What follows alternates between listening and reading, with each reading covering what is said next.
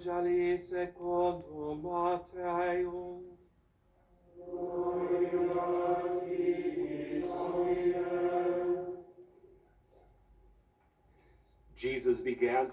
En aquel tiempo se puso Jesús a recriminar a las ciudades donde había hecho casi todos sus milagros, porque no se habían convertido.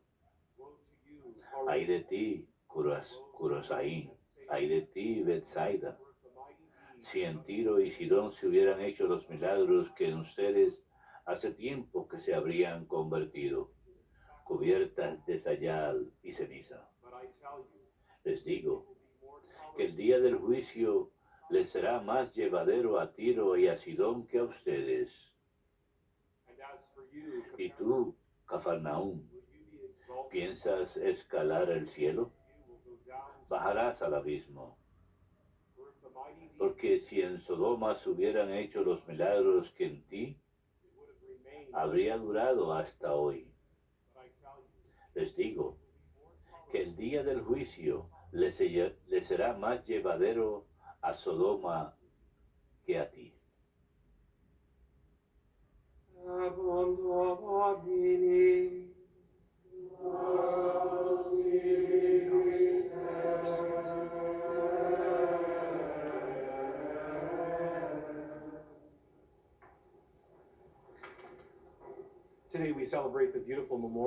Hoy celebramos la memoria de Nuestra Señora del Carmen, así que nos regocijamos con todos los carmelitas, religiosos consagrados y miembros terciarios de la Orden del Carmen y también los laicos en todo el mundo, y por los religiosos carmelitas consagrados, ya sea activos o contemplativos, puesto que los carmelitas tienen ambos. También es el cumpleaños de mi prima en segundo grado, Hope, que también es mi ahijada. Hoy cumple 6 años de edad, así que feliz cumpleaños a mi pequeña prima Hope, y también ahijada. Creo que yo tenía 29 años cuando me di cuenta que estaba pronunciando mal el nombre de los carmelitas. No lo confundan con la palabra caramelo. Cuando yo era adolescente, solíamos comprar las manzanas de caramelo, me encantaban. Eran ese tipo de manzanas que venden en un tipo de palito y meten la manzana en caramelo líquido. A veces le echan encima pedacitos de cacahuate u otras cosas. Pero estamos hablando de el Monte del Carmen. La fiesta de la Virgen del Monte del Carmen fue instituida en el siglo XIV por la Orden Carmelita. Conmemora el aniversario de cuando la Virgen María reveló el escapulario marrón a San Simón Stock. El directorio de la Iglesia sobre la piedad popular y la liturgia número 205 expresa que el escapulario es una señal externa de la relación filial establecida entre la Santísima Virgen María y todos los fieles que se encomiendan totalmente a su protección, que han recurrido a su intercesión materna como madre amorosa y quienes están conscientes de la primacía de la vida espiritual y la necesidad de oración. María nos guía a entender y practicar la primacía de la vida espiritual y la necesidad de la oración en esa vida espiritual, porque ella es el miembro preeminente de la Iglesia, como el Theotokos, la Madre de Dios, y su intercesión materna por todos nosotros, los miembros de la Iglesia. Ella nos guía a la plenitud de la vida espiritual, nos guía a entender la necesidad de la oración diaria en nuestra vida diaria. Este documento dice que todos los fieles que se encomiendan totalmente a la protección de la Virgen son llevados a la vida espiritual plena y a una vida de oración. Quienes totalmente se entregan, se encomiendan a su protección, se dieron cuenta de la oración colecta que cantamos al comienzo de la misa, que nos veamos fortalecidos como un fuerte en tiempos de guerra, que nos veamos fortalecidos por la protección de la Santísima Virgen María, para aquellos de ustedes que tienen una lectura litúrgica diaria como el Magnificat o la palabra entre nosotros que contiene la oración colecta de la misa diaria, quiero que vuelvan y lo lean otra vez. Que nos veamos fortalecidos por su protección, la misma protección que el número 205 del Directorio de la Piedad Popular y la Liturgia menciona, que estamos mirando hacia su intercesión materna para que nos proteja y nos guíe a una vida espiritual sólida y una vida de oración. Ella es el miembro preeminente de la Iglesia y de la liturgia de las horas leemos lo siguiente de la fiesta de hoy. Las escrituras sagradas celebran la hermosura del Monte Carmelo, donde el profeta Elías defendió la pureza de la fe de Israel y a Dios vivo, y en el siglo XII, los ermitaños, más adelante, en ese mismo monte, fundaron la orden religiosa contemplativa bajo el patronazgo de la Virgen María. Así pues nació la orden carmelita en el Monte del Carmen. Decimos que la Virgen María vigila incesantemente con amor de madre por encima de los hermanos y hermanas de su Hijo, a quien ella trajo al mundo, Jesucristo, e ilumina nuestro camino hacia ese monte de peregrinaje, hacia donde nos esforzamos por alcanzar la perfección de la vida espiritual. Ese monte del Carmen lo estamos escalando hasta la cima de la perfección. Y la Iglesia llama a la Eucaristía la fuente y la cima de la vida cristiana. Qué hermoso. Así que realmente podemos decirlo, que esta celebración del Monte del Carmen, Nuestra Señora del Monte del Carmen, la cima del Monte del Carmen, realmente está vinculada a la fuente y cima de toda la vida cristiana, la Eucaristía. Así que nuevamente María ilumina nuestro camino en peregrinaje al monte de la gloria de su Hijo, Jesucristo, y ella se convierte en nuestro faro de consuelo a través de su intercesión materna, y ella personifica nuestras esperanzas como miembros de la Iglesia, porque ella es el miembro perfecto de la Iglesia, la Inmaculada Concepción, que fue asunta al cielo en cuerpo y alma. La amamos, volvemos la mirada hacia ella. Ella es miembro de la Iglesia, sí, completamente humana, sí, pero ella es el miembro preeminente de la Iglesia, es la Madre de Dios. Punto. Ella es la Madre de Dios. Todo esto me recuerda de una cita de Santa Teresa de Lisieux, que mencioné el día de ayer, uno de los 37 doctores de la Iglesia. Pequeña flor, muéstranos tu poder. Santa Teresa me recuerda algo que Santa Teresa escribió en cierta ocasión. Abandonar a la madre está a un paso de abandonar al hijo. Abandonar a la madre es estar a un paso de abandonar al hijo. El Papa Benedicto XVI dijo del escapulario marrón específicamente, para aquellos que lo usan es una señal de abandono filial a la protección de la Virgen Inmaculada en nuestra batalla contra el mal.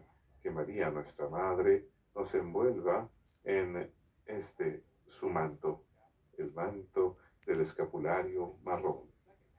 Y San Juan Pablo II añade, incluso yo desde mi juventud en Polonia he usado en mi cuello el escapulario de la Virgen y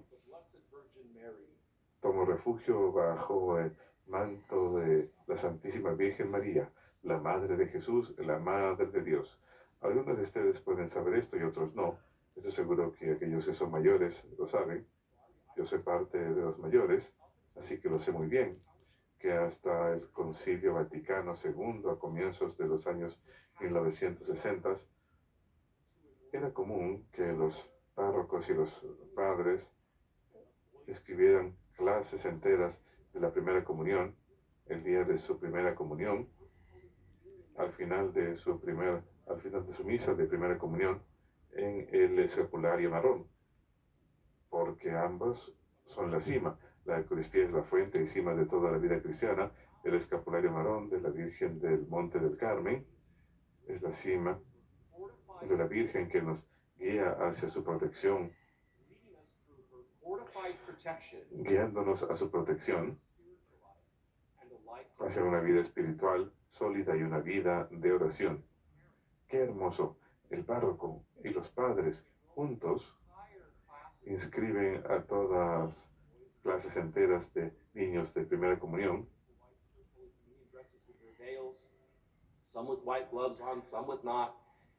con sus hermosas vestimentas. Hermoso. Al final de su primera comunión, al final de la misa de su primera comunión, quedan inscritos en el escapulario marrón de Nuestra Señora del Monte del Carmen. Y tenemos que volver a hacerlo. En esta época en que vivimos, en esta cultura de la muerte, tenemos que regresar a ello. E insto a los párrocos en las parroquias a que trabajen con los padres y lo hagan. Es interesante, muchos obispos hoy en día, aquí en Estados Unidos, están reduciendo la edad de recepción del sacramento de confirmación entre el 8º y el 10º grado, que es el periodo más común para la confirmación aquí en Estados Unidos durante décadas, pero muchos obispos ahora lo están reduciendo al 4º y 5º grado. ¿Por qué? Porque muchos obispos creen, y correctamente, que los jóvenes en la iglesia necesitan las gracias del sacramento de la confirmación antes de ingresar a 6º o 7º grado, por los desafíos que enfrentan, especialmente relacionados a la pureza. Los desafíos son muchísimos contra la pureza. Así que se trata de la confirmación del sacramento el sacramento de la confirmación. Conozco de 3 diócesis en Estados Unidos que están haciendo esto ahora en el 4º o 5º grado, así que pueden recibir el sacramento de la confirmación para el momento que han entrado ya al 6º o 7º año. El hecho es que habrán recibido el sacramento de la confirmación para el momento en que entran a la escuela media. Esto en conjunto con la protección de la Virgen al haber sido inscritos en el escapulario marrón a la edad de 6 o 7 años, la edad de la razón, junto con las gracias de la confirmación y las gracias bautismales, y ahora las gracias eucarísticas, después de haber recibido la comunión. ¡Qué hermoso! Tenemos que proveer a nuestros niños con las herramientas y la catequesis de estos sacramentales y sacramentos de la fe. Recordemos que la Eucaristía, la confirmación, el bautismo son sacramentos de iniciación, pero no olvidemos que el escapulario marrón es un sacramental. Necesitamos darles gracias a los jóvenes, a los niños. El rosario es un sacramental, el agua bendita es un sacramental. Los sacramentos, sino sacramentales que están vinculados a los sacramentos, como nos enseña el catecismo. El Evangelio de hoy menciona los portentos de Dios, por ejemplo, su enseñanza y su prédica, pero especialmente sus sanaciones milagrosas, que muchos me presenciaron en los evangelios e incluso después de eso no se convirtieron, a pesar de ver los milagros de la devolución de la vista de los ciegos, o del habla a los mudos, o el exorcismo de los poseídos. A pesar de ver todos estos milagros de Jesús, muchos aún no se convirtieron, no se arrepintieron. Así pues, Jesús reprocha a estos pueblos hoy. El hecho de que no se arrepintieron me recuerda, volviendo otra vez al tema de la Santa Virgen, en el Evangelio según San Juan, de la fiesta de las bodas de Caná. Ella le dice a los sirvientes, a todos, no solamente al jefe de los sirvientes, sino a todos, hagan lo que Él les dice. Así que ella nos está guiando al arrepentimiento, a reconocer a su Hijo, el Dios hombre. Y es una cosa muy hermosa, hagan lo que Él les diga. Ella es la Madre que nos guía a través de su protección. Así pues, esto me recuerda de la conciencia, de tener una conciencia bien formada, de querer arrepentirme cuando necesite hacerlo, del pecado venial o mortal, querer acercarme más al Señor, querer acercarme más a la Santísima Trinidad, querer acercarme más a los ángeles y santos, en especial en mi relación con la Madre de Dios. Quiero tener una conciencia bien formada basada en la ley divina. El profeta Isaías nos dice en la primera lectura que el corazón del pueblo temblaba, como se estremecen los árboles del bosque agitados por el viento.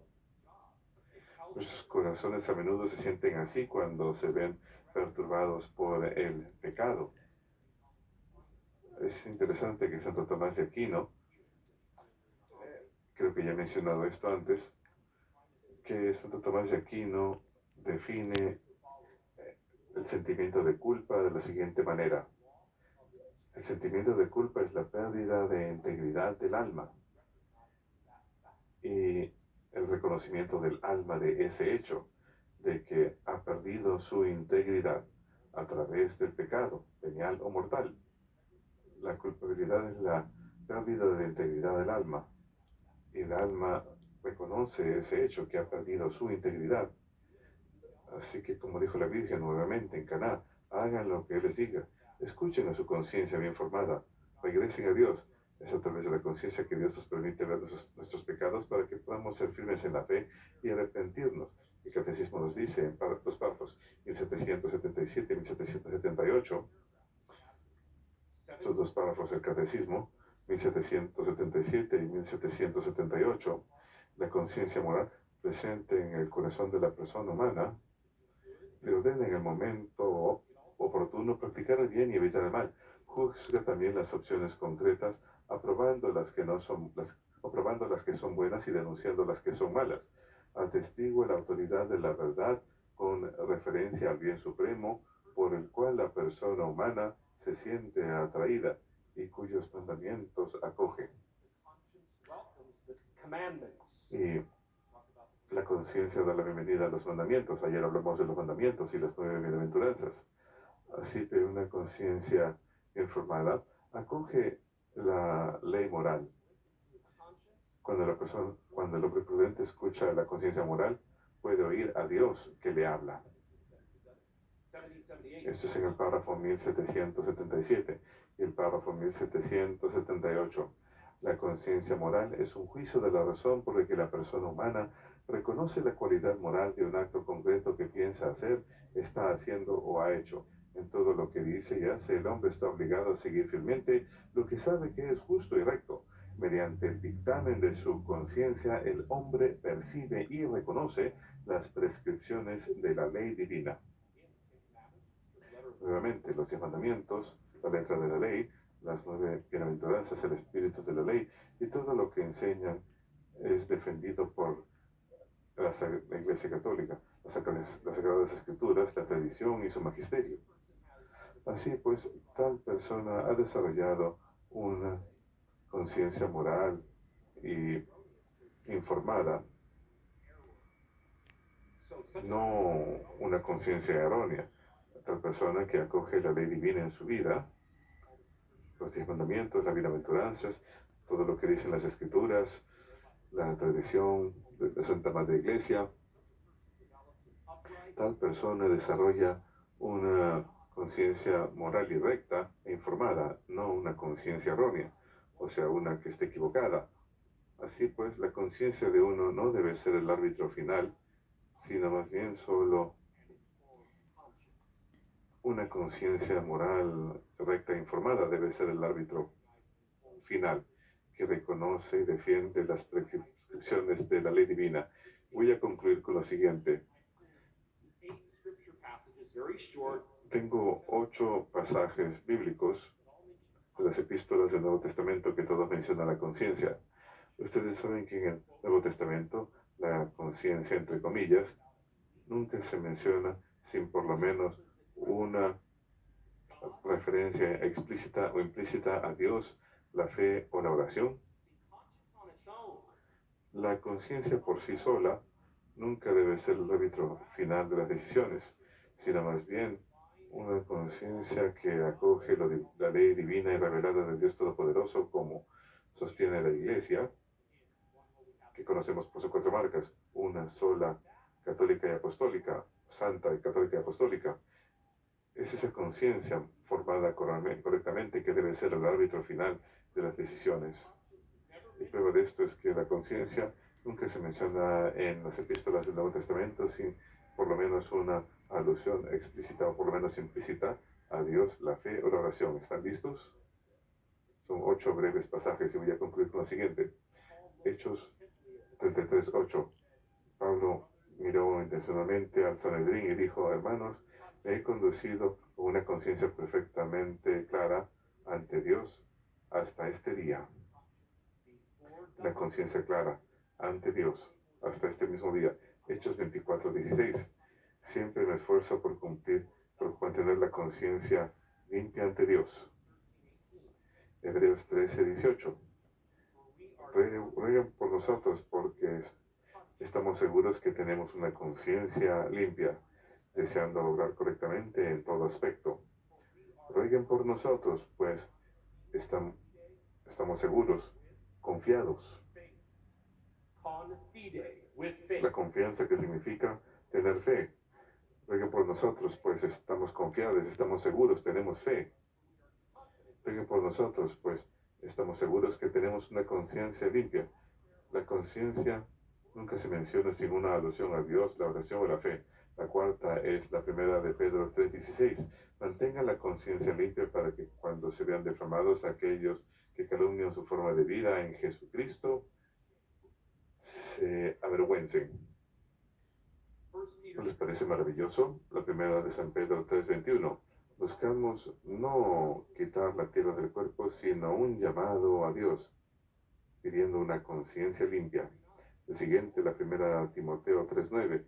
Todos estamos llamados a aferrarnos al misterio de la fe, con una conciencia limpia. La segunda Timoteo 1:3. Estoy agradecido a Dios, a quien adoro con la conciencia limpia. Y la primera de San Juan 3:21. Si nuestras conciencias efectivamente no tienen nada de qué acusarnos, podemos estar seguros de que Dios está con nosotros. Dios, la fe y o la oración. Siempre son mencionados cada vez que se menciona la conciencia en el Nuevo Testamento. María nos fortalece con su protección. Queremos tener conciencias rectas, morales e informadas, que se forman sobre la ley divina revelada por Dios. Nuestra Señora del Carmen ruega por nosotros. Que Dios los bendiga.